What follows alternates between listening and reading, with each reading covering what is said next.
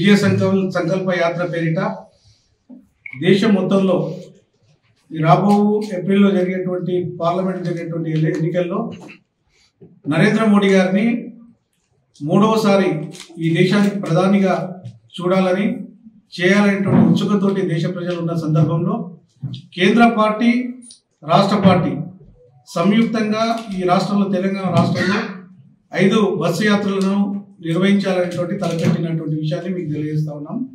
దాంట్లో భాగంగా ఏదైతే క్లస్టర్ పేరిట కరీంనగర్, మెదక్, జైరాబాద్, చేవెళ్ల పార్లమెంటుకు సంబంధించినటువంటి రాజరాజేశ్వరి బస్సు యాత్ర, ఈ యొక్క విజయ సంకల్ప యాత్ర పేరిట రేపు తాండూరులో బస్సు యాత్రగా ప్రారంభం కాబోతూ ఉన్నది.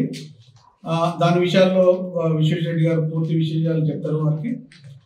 అదే రకంగా ఆ యొక్క యాత్ర రేపు మన వికారాబాద్కు మన నియోజకవర్గము తాండూరు దారుల్లో ఎంటర్ అయ్యి 4 గంటలకు అక్కడ కార్నర్ మీటింగ్, అక్కడి నుంచి మన వికారాబాద్కు 5 గంటల ప్రాంతానికి వచ్చిన తర్వాత 5 నుంచి 6, 7 గంటల వరకు మన వికారాబాద్ పట్టణంలో రోడ్ షో, బీజేఆర్ చౌరస్తాలో బహిరంగ సభ ఉంటుంది. దానికి మన అభిమాన నాయకుడు అయినటువంటి కరీంనగర్ పార్లమెంట్ మెంబరు, జాతీయ ప్రధాన కార్యదర్శి భారతీయ జనతా పార్టీ బండి సంజయ్ గారు ముఖ్య అతిథిగా విచ్చేస్తున్నారు. అదే కార్యక్రమంలో మన మధ్యన ఉన్నటువంటి కొండ విశ్వేశ్వరరెడ్డి గారు పెద్దలు కూడా పాల్గొంటారు. వారు ఆ యొక్క సమావేశంలో ఆ యొక్క బహిరంగ సభలో ప్రసంగిస్తారు.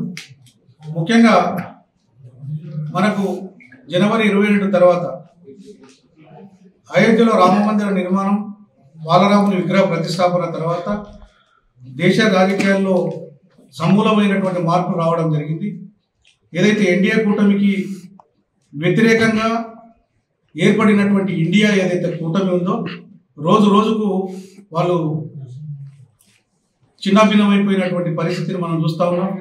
వాళ్ళ భాగస్వామి అయినటువంటి మమతా బెనర్జీ వాళ్ళ కాంగ్రెస్ పార్టీకి 40 సీట్లు కూడా వచ్చేటువంటి అవకాశం లేదనేటువంటిది చెప్తా ఉన్నారు.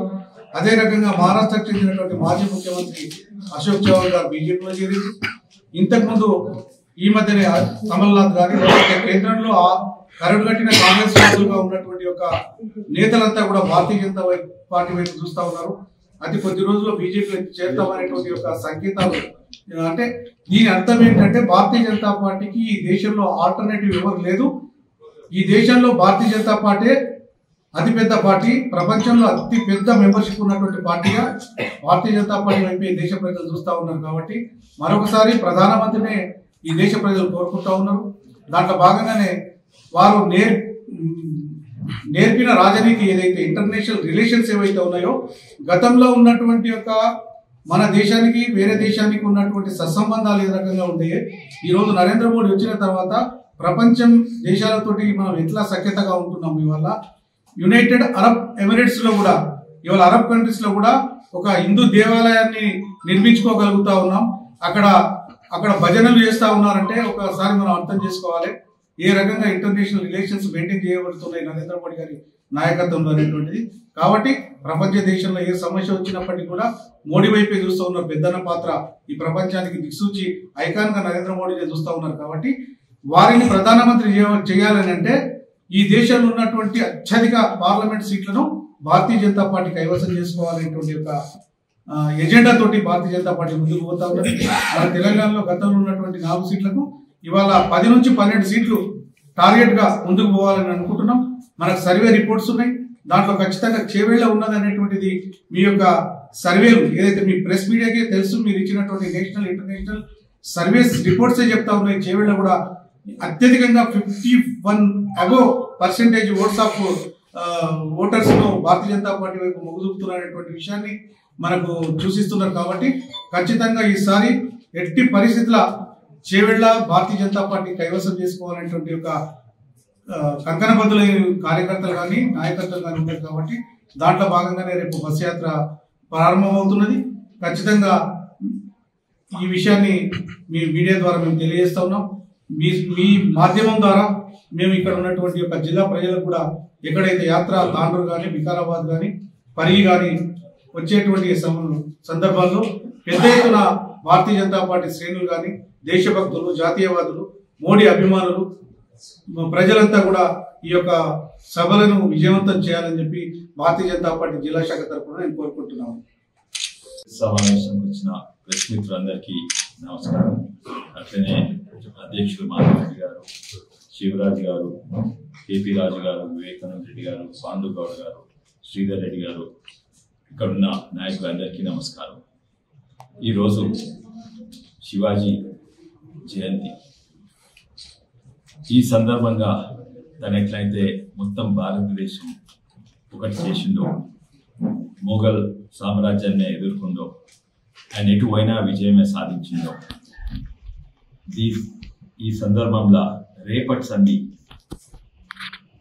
భారతీయ జనతా పార్టీ కూడా ఒక విజయ సంకల్ప యాత్ర మొదలుపెడుతుంది. ఈరోజు పార్టీలకు అతీతంగా శివాజీ మీద అభిమానం ఉన్నోళ్ళు, దేశం మీద దేశ ప్రేమ ఉన్నోళ్ళు అందరూ కూడా ఒకటైతున్నారు, ఒకటే దిక్కు చూస్తున్నారు. అది ఒక జాతీయవాదం ఉన్న పార్టీ బీజేపీ దిక్కే చూస్తున్నారు.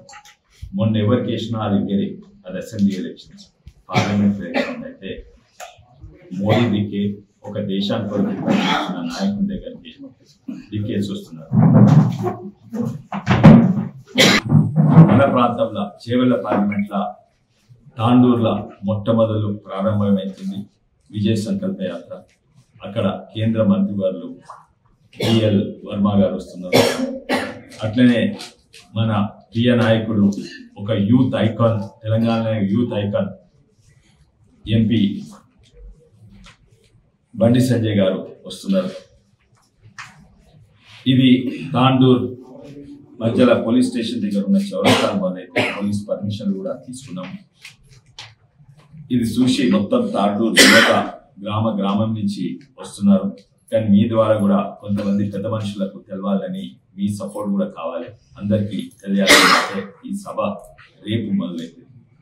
అక్కడి నుంచి దారు, హైదరాబాద్, పరిగి, చేవెళ్ళ మరియు మహేశ్వరం, రాజనగర్, షెల్లిపల్లి అంతటా పోతుంది.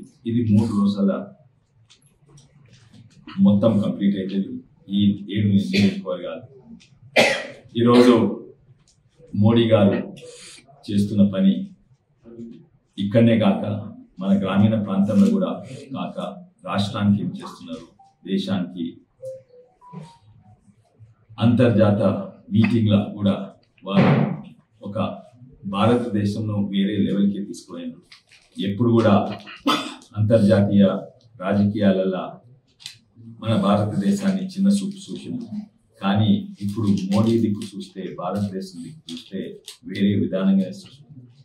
మన దేశమే కాక ఎన్నో పేద దేశాలను ఆదుకున్నారు.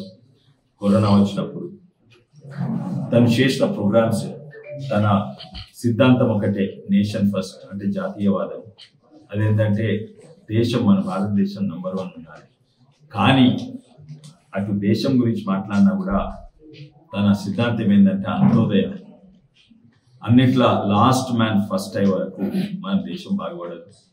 ఆయన దేశము అంతర్జాతీయ రాజకీయాలు ఉన్నా కూడా తనని ఏం కార్యక్రమం చేయాలనో మొట్టమొదలు వారి గ్రామీణ ప్రాంతంలో మొదలు పెట్టాలి. ఎందుకంటే గ్రామీణ ప్రాంతం అభివృద్ధి అయితేనే రాష్ట్రాల అభివృద్ధి అయితే, రాష్ట్రాల అభివృద్ధి అయితేనే దేశాల అభివృద్ధి అవుతాయని ఎన్ని ప్రోగ్రామ్స్ చేసిండు.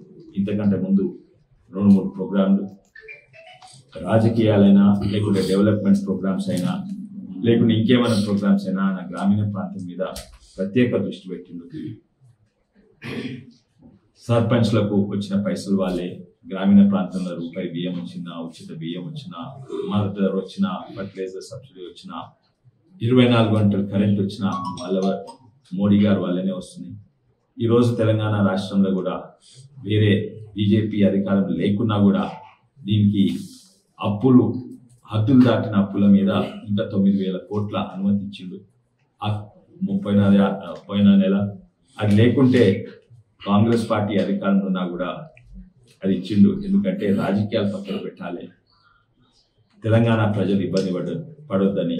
అందుకే అది లేకుంటే ఇప్పుడు మన పంపులు నడవకుంటే, మన లైట్ బల్బులు, మన ఫ్యాన్లు తిరగకుండే.